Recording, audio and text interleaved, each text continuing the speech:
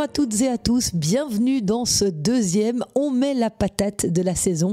Le principe de cette mini-capsule, rendre compte des résultats belges sur les circuits ATP, WTA, Challenger et ITF. Un travail mené en collaboration avec la page Facebook et Instagram, le tennis belge au quotidien. Et on va commencer par les messieurs et Zizou Bergs qui a atteint les demi-finales du tournoi de Marseille la semaine dernière où il a été battu sur un double 6-4 par Hugo Humbert. Si vous voulez entendre la réaction de Zizou, elle sera disponible dans Je sais tes podcasts en ligne ce mardi. N'hésitez pas à aller le télécharger ou bien l'écouter sur toutes les plateformes.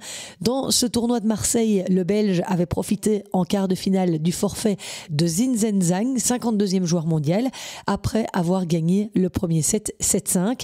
Alors j'ai essayé de faire des recherches mais je ne sais pas exactement de quoi souffre Zinzhen Zhang. Plus tôt dans le tournoi, Zizou Bergs avait battu Nuno Borges, 39e mondial, et Clément Chidec, 189e, qu'il avait déjà battu au premier tour des qualifs à Roland-Garros l'an dernier. Cette semaine, Zizou dispute le tournoi de Doha où il affronte au premier tour Roberto Bautista Agut. Le match est programmé mardi. Raphaël Collignon était lui aussi à Marseille la semaine dernière. Le Liégeois a été battu au premier tour contre le futur finaliste du tournoi, Ahmad Medjedovic, 96e mondial. Difficile début d'année pour Raphaël Collignon qui ne compte malheureusement toujours pas de victoire sur 5 tournois disputés depuis le début de l'année. Il joue ce mardi au Challenger 125 de Pau face à Maxime Cressy. Alexander Blox est lui aussi à Pau, programmé ce lundi soir face à Manuel Guinard. La semaine dernière, Alex Blox était au repos après son quart de finale d'il y a 2 semaines au Challenger de Lille. Il avait été battu par Lucas Pouille. Gauthier Onclin, de retour de blessure, joue cette semaine au Challenger 75 de Glasgow. Il est programmé mardi. Et Michael Geerts a atteint cette semaine les quarts de finale du Challenger 100 de New Delhi, où il a perdu face au futur vainqueur du tournoi, Kyrian Jacquet, le Français. Michael Geerts perd 14 places au classement ce lundi. Il est 311e et il joue cette semaine les qualifs du Challenger 100 de Pune en Inde.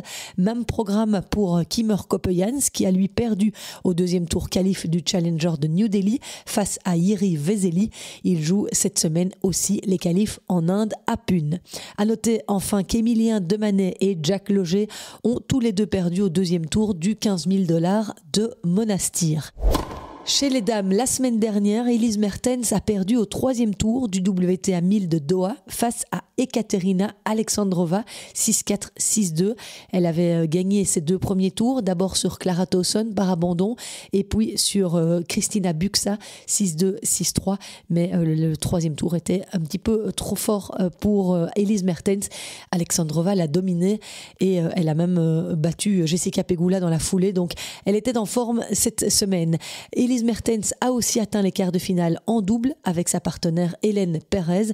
Elles ont été battues 11-9 au super tie-break par la paire Haddad Maia Sigmund. Cette semaine, la numéro 1 belge jouera au WTA 1000 de Dubaï où elle a déjà franchi le premier tour dimanche face à Leila Fernandez, 27e joueuse mondiale, 6-2, 6-2. Et Elise Mertens affronte au prochain tour Paola Badoza. Grete Minen, elle, a réussi à s'extirper des qualifs la semaine dernière à Doha, mais s'est fait sortir au premier tour dans le grand tableau face à Leila Fernandez. Encore elle, 6-1, 6-2, défaite assez difficile. Elle va perdre 8 places au classement mondial pour se retrouver 96e. Isaline Bonaventure était elle aussi dans les Émirats.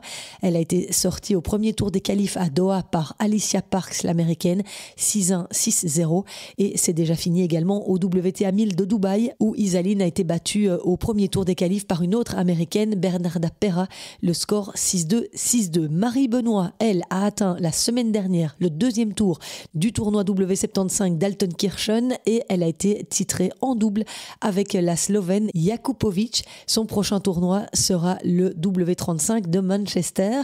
À noter encore que Sofia Kostoulas et Clara Vlasolar ont toutes les deux joué au W50 de Birmingham. Sofia Sofia Kostoulas a perdu au deuxième tour et Clara Vlassolar au deuxième tour des qualifications. Sofia Kostoulas a pris la direction du W35 de Manchester cette semaine. Hanne van de Winkel, elle, jouera au W75 de Prague. Enfin, Magali Kempen perd malheureusement 85 places au classement mondial cette semaine.